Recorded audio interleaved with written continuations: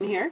I'm an advocate for something called unschooling, and I'm really honored to be able to come on YouTube and share a little bit about my thoughts and ideas.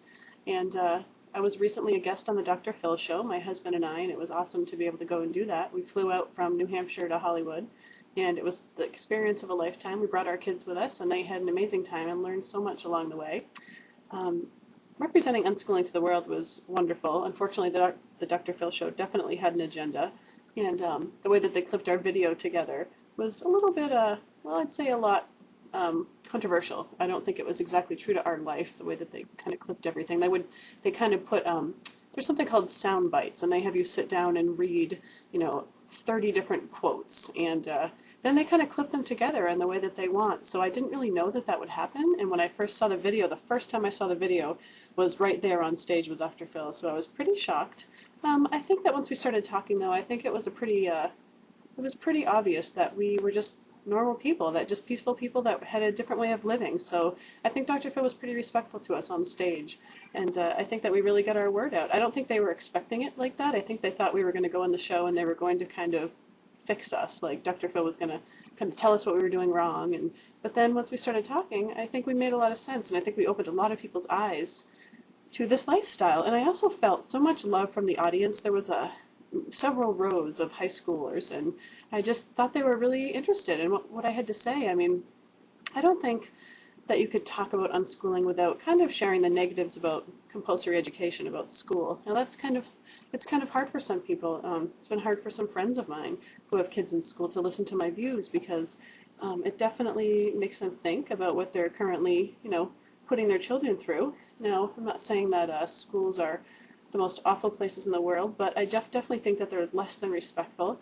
I think that we try to raise children in a democracy, and schools are anything but a democracy. It's such an adversarial place to be. In fact, it's very controlling. If you're in a situation where you actually have to raise your hand and ask permission to use the bathroom, or even permission to get up from your desk, it was like that all the way up through my senior year till I was 18 years old. I had to ask permission for basic human rights, and I just think that that's really wrong. And I do understand that with a mass education, with a group full of people, you have to have some kind of control. There's a certain way you have to do things, but schools are very much more like prisons than any other anything else in life, like anything else I've ever seen. It's not true to life. The way that you have to walk in lines are very much like prisons. The way everybody has to sit together in the cafeteria with trays, it's very prison-like. Asking permission for things, being punished through a detention, and being talked down to by the adults. I mean, we're not preparing our children to come in a democracy. We're not preparing our children to treat other people respectfully. When children learn from modeling,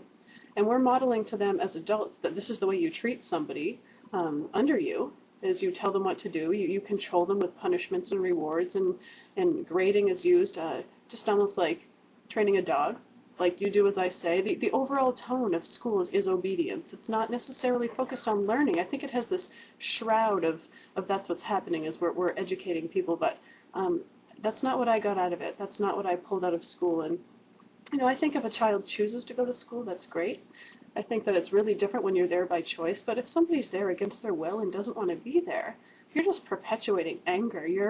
Who's going to learn in that kind of environment? If anything, just anger is going to build, and it's going to come out in so many different ways. I just think it's really unfair.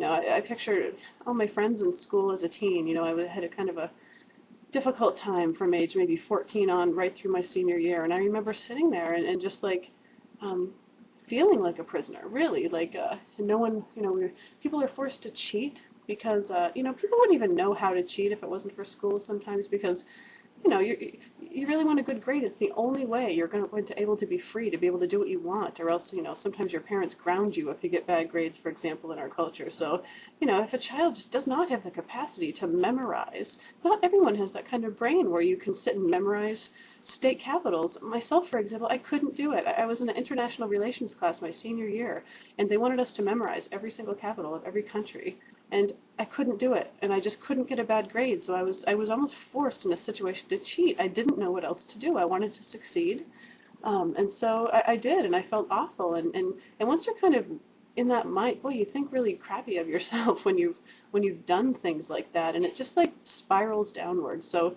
I know I'm kind of jumping all over the place with my talk tonight. I didn't really have a focus. Sometimes I like to just come on here and just share whatever's flying through my head, but just the whole mindset of schools, kind of with the way that they're set up, you're kind of forced sometimes to, follow somebody else's agenda, which is not true to yourself. It's not true learning.